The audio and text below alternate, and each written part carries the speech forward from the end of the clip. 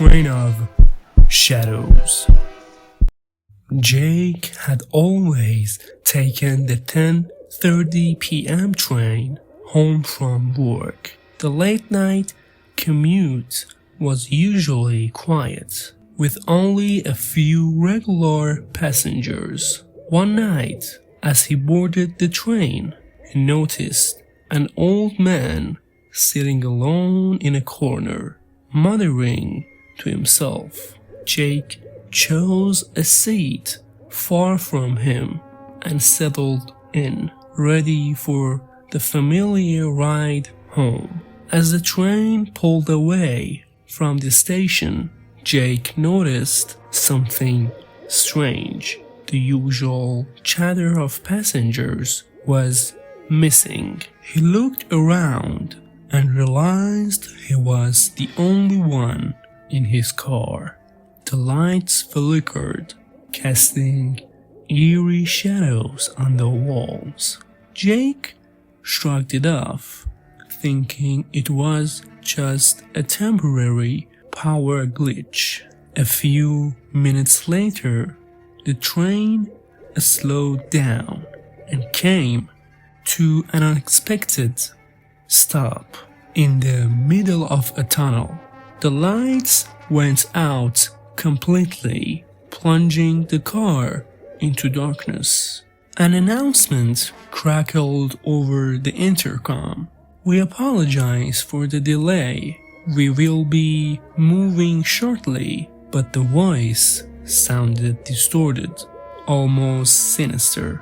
Jake felt a chill run down his spine. He pulled out his phone to call for help, but found there was no signal. Suddenly, the old man from earlier appeared at the far end of the car. His eyes were wide with fear, and he started mumbling, they're coming for us." Jake's heart raced as he tried to make sense of the old man's words. Before he could react, he heard footsteps echoing through the tunnel. They were slow and deliberate, growing louder with each passing second. Jake's mind raced with possibilities. Maybe it was a maintenance worker or a security guard, but deep down he knew something was very wrong. The footsteps stopped just outside the door of his car. Jake held his breath, straining to hear any sound. The door creaked open slowly, and a figure stepped inside. It was tall and shrouded in darkness, its face obscured by a hood.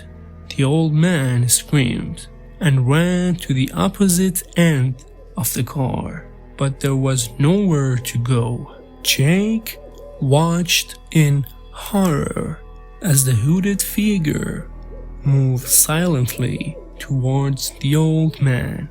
The air grew cold, and a foul smell filled the car. The old man's scream turned into gurgles as the figure reached him. In a flash, the old man was gone, leaving only a dark, wet stain on the floor. Panic surged through Jake. He had to get out. He bottled towards the next car, throwing the door open and stumbling through. To his dismay, it was filled with the same dark figures, all turning their heads to face him. Their eyes glowed a sickly yellow in the dim light. Jake backed away, but the door behind him slammed shut, trapping him inside.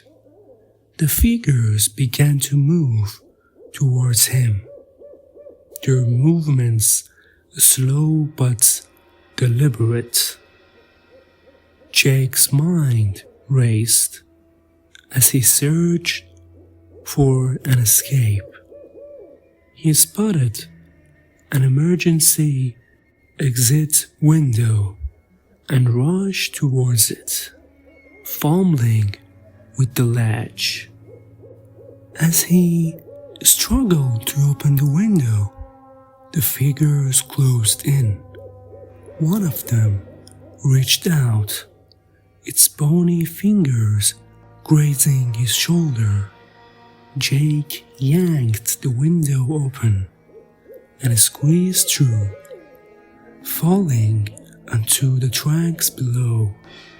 He scrambled to his feet and ran down the tunnel, the echoes of his footsteps mingling with the distant wails of the figures. He ran until his lungs burned and his legs felt like they would give out. Finally, he saw a light up ahead, the next station. Jake stumbled onto the platform, gasping for breath. The station was eerily empty and the silence was deafening. He looked back down the tunnel, half expecting to see the figures emerging from the darkness. Instead, he was met with an even more chilling sight. The 10:30 p.m. train, now back on the track, slowly pulling into the station. The cars were filled with passengers, all staring blankly ahead. Jake's heart pounded as he realized they were the same dark figures he had encountered. He backed away, but the train doors opened and the figures began to pour out, moving towards him with outstretched hands. Jake turned and ran, but the figures were relentless. He could feel their cold breath on his neck, their fingers just inches away. Desperation fueled his sprint as he spotted an exit sign. He burst through the door, emerging onto a deserted street. The night was still and silent, but Jake knew he wasn't safe. He kept running, the memory of the train ride haunting his every step. The figures might not have caught him yet, but he knew they were always just behind him, waiting.